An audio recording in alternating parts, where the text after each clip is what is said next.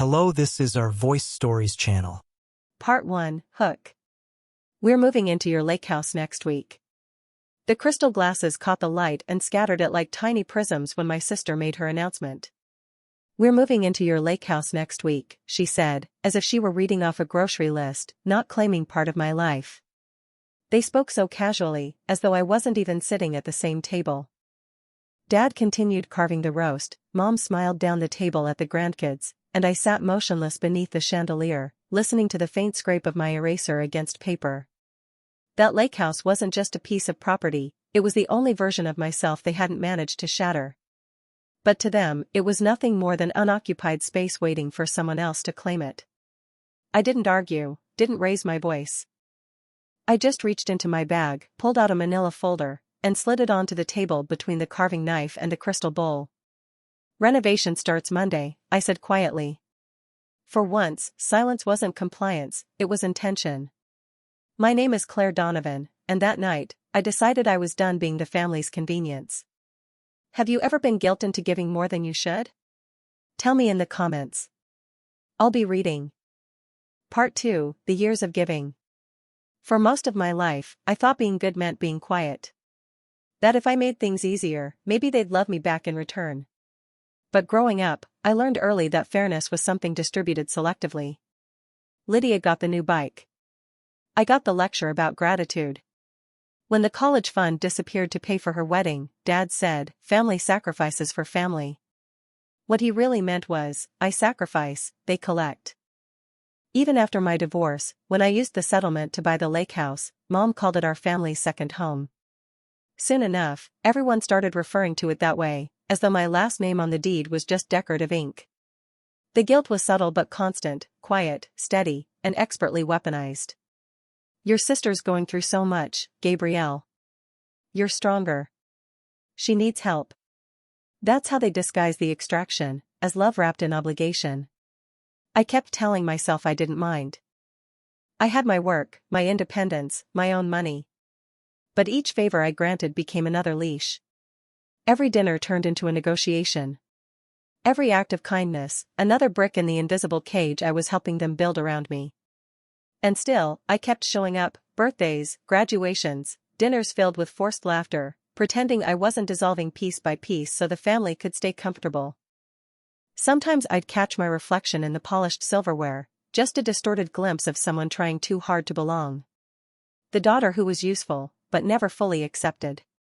That night at the table when they claimed my lake house, it wasn't merely another request, it was a declaration that my boundaries didn't count.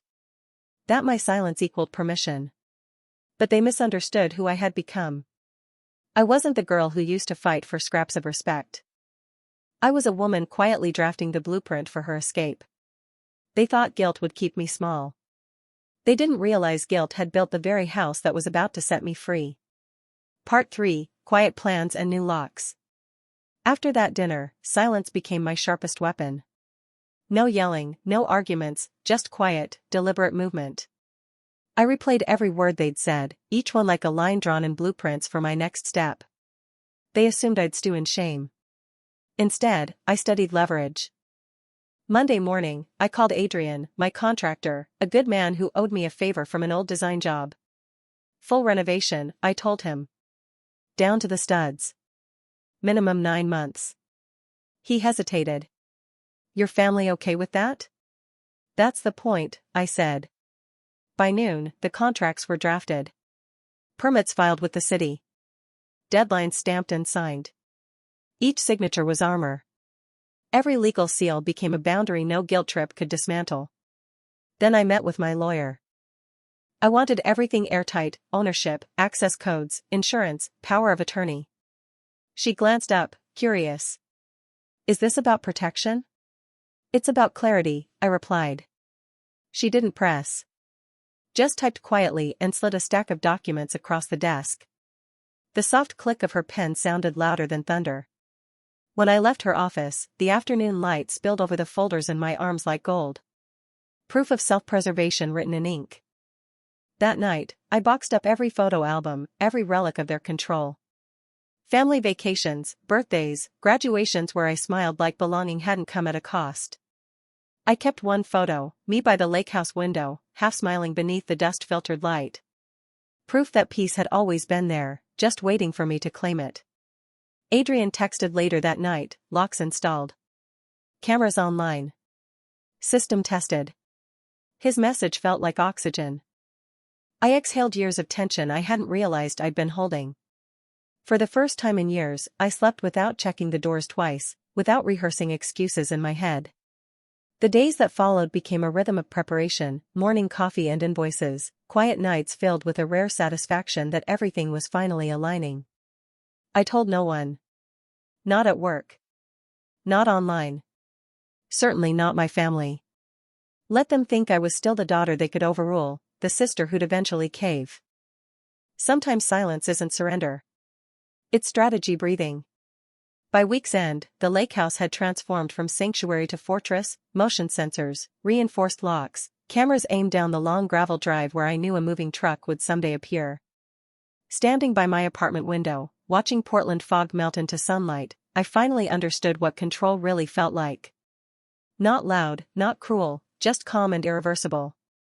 The next time they came for what was mine, they wouldn't find open doors. They'd find a woman who'd built her freedom straight into the foundation. Part 4, The Demolition Day. Monday arrived with the low, unfamiliar rumble of an engine. Through my kitchen window, I spotted it, a moving truck creeping slowly up the narrow gravel road toward my lake house. The burgundy logo on the side gleamed in the morning light like a warning sign. Dad had already called 7 times before sunrise. Every call ignored. By the time I pulled up behind the construction crew's truck, Nolan and his men were already in formation, safety cones, saw horses, hard hats, the quiet discipline of people who understood boundaries. Miss Morgan, Nolan said, clipboard in hand, nodding toward the movers. They claim they've got permission to move in. They don't, I replied, handing him the signed permits. Proceed as scheduled. The truck idled at the curb, a mechanical standoff humming in the air. Lydia stepped out first, all designer sunglasses, polished hair, and chaos simmering beneath her control. What the hell is this? She demanded, gesturing toward the crew. These men won't let our movers through. The property isn't habitable during renovation, I said evenly, holding up a folder. Permits, inspections, legal notices, all filed. Lydia gave a brittle laugh. You're joking. We already gave notice at our place. Then you'll need to find another, I answered, calm and final. Her voice rose. Where are we supposed to go? I reached into my bag, pulled out an envelope, and held it out to her. Inside was a prepaid 6-month storage unit contract already arranged. You're welcome. But storage wasn't what she wanted control. You can't do this, she snapped. We're family. Family respects boundaries, I said simply. She turned toward the front door, chin high. I still have a key. I didn't stop her. The robotic voice from the new lock system did. Unauthorized entry detected. Security alert issued. Her face went pale. You changed the locks last week? Along with the cameras, alarms, and ownership filings, I replied. The movers froze mid-step. One of them, Trevor, muttered, we're not getting in the middle of this. Even the kids in the back seat went silent. Lydia's voice cracked. You're heartless. No, I said evenly. Just done being useful. My phone buzzed, the security company confirming the alert. I answered on speaker, letting my voice carry. Yes, false alarm. Just family testing the system. When I hung up, Lydia's fury had drained into disbelief. You'll regret this, she whispered. I met her eyes. I already did, for 38 years. The truck sputtered, then rolled away. Furniture remained piled on the lawn like monuments to entitlement. Nolan turned to me. Do we clear the yard? Yes. Everything not in storage, remove it. Sunlight broke through the clouds, glinting off the new security cameras like a promise. For the first time, my property looked exactly as I felt inside, untouchable. And that was the real renovation. Part 5, The Reckoning and the Truth Online. By Tuesday, the fallout had begun. 12 missed calls. 7 voicemails, some threatening, some tearful. Dad's first, "You've embarrassed this family." Mom's second, "You've broken your father's heart." Then Lydia's text, "We're going public." I almost laughed. They'd forgotten what I did for a living. I built public images. That night, I sat by the Lakehouse window. The same window that once comforted me after my divorce now reflected a quiet digital war, one fought in whispers and uploads. Within 48 hours, the gossip spread. A neighbor claimed to be concerned about my mental state. A cousin posted vague comments like, "Some people forget family comes first." Then Lydia went live. Crocodile tears shimmered under perfect ring light glow. "She locked us out," she told her followers. "We're practically homeless." The clip hit 30,000 views overnight. But so did the truth.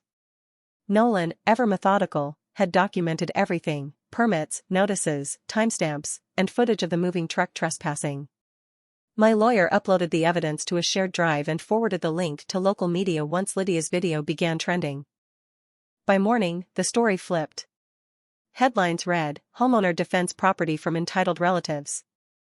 The comment sections became my courtroom, strangers defending my name with the same ferocity my family once used to shame it. For the first time, silence, the weapon that had once protected them, protected me instead. Lydia's sponsorships vanished overnight. Her influencer contracts dissolved. Dad called again, his voice softer this time, almost rehearsed. "Let's fix this privately." I didn't answer. I simply forwarded the message to my attorney. By Wednesday evening, a courier delivered an envelope, a cease and desist from my parents' lawyer, accusing me of defamation by omission. I smiled.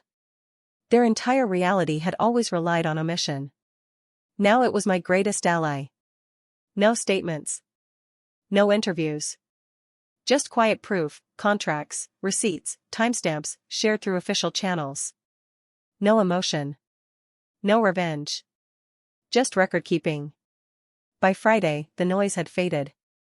Lydia's social media went dark. My parents canceled their golf club membership for privacy.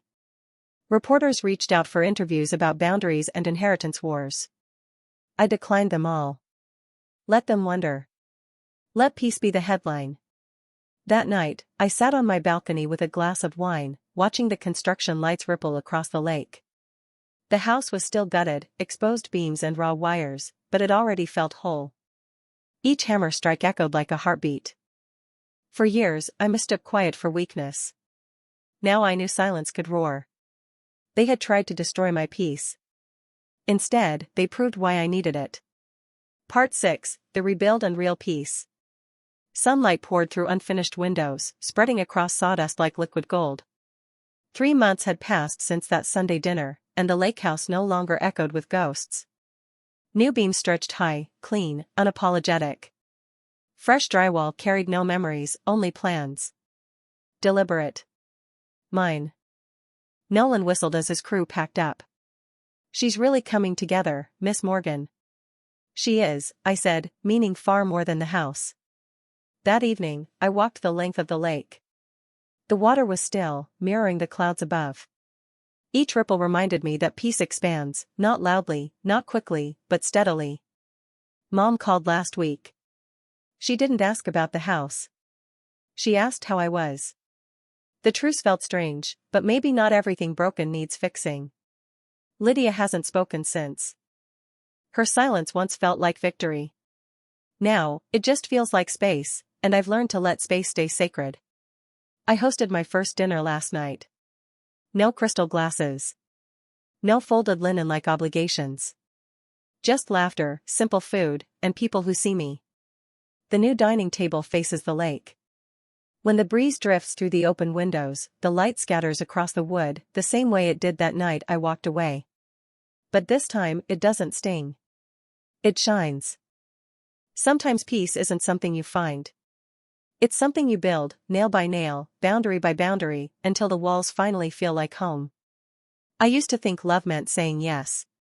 Now I know that sometimes, the kindest thing you can do for family is show them the door back to themselves.